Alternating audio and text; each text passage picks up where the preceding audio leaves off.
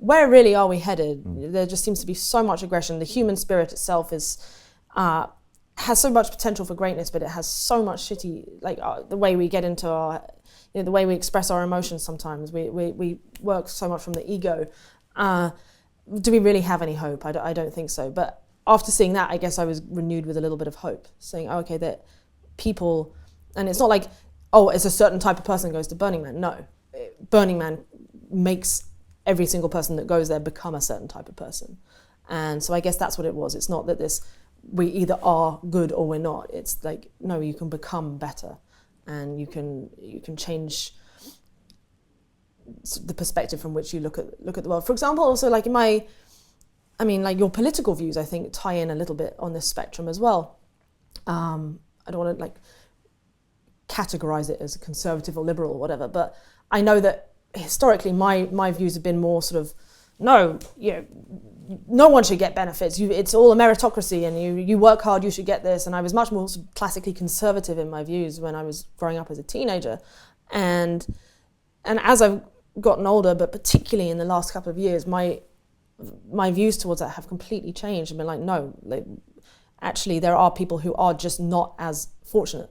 They might not have been born as smart as others, or they might not have, certainly haven't had the educational opportunities that others have had. And just because they're not as able to achieve something, they're maybe not as able to figure out how to get themselves off the sofa to go and apply for a job. I think there's got to. I was so like against the idea of benefits, and now I understand them so much more. So the fact that I could do such a 180 in often such a polarizing political agenda was another symptom of this believing that people can change and become more generous and more open-minded and I guess more rational to a degree. Yeah, I just became much more rational as well during this time period. So, Now you're convincing poker players to give a little something back? Yeah. Is that hard? Is that hard to do? Are poker players usually capitalists and conservative and not the ones that are up for charity? Yes and no. We're definitely,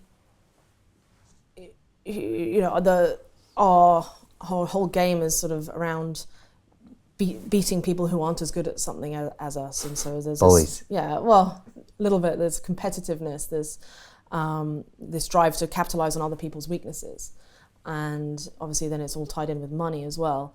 But at the same time, it's very hard to be. It's not a classical job. It's perhaps a little different to say finance, where someone goes to university. It's that sort of following the classic sort of, this is how society has always worked, and you go into this 9 to 5, and you have your children and so on. And poker players shy away from that very much. They hate commitment. They hate routine for the most part, and they want to be the outliers of society a little bit. A lot of people are attracted to it because of that. So it's hard to be classically conservative. So it's this. It's like a liberal capitalism, I guess, in some way. Okay. And are they fueling this charity? Is this going to happen? Is this, you're going forward with this? Yeah. So, well, to explain a little bit what it is. So it's a fundraising organization built upon effective altruism. And I don't know how familiar you are with that. No, tell me about it. What is it? So effective altruism is basically the using science, evidence, and reason to determine which are the most effective ways of reducing suffering. To watch the rest of this fascinating interview, click on the link below and go to londonrealacademy.com. There you can sign in with your social media, log in and watch the rest of the episode for free, along with all of our episodes on London Real, my webinars, and all of our premium content, all located over at londonrealacademy.com. So click on the link below, you'll be directed there and you can watch the rest of this fascinating interview, and I'll see you there.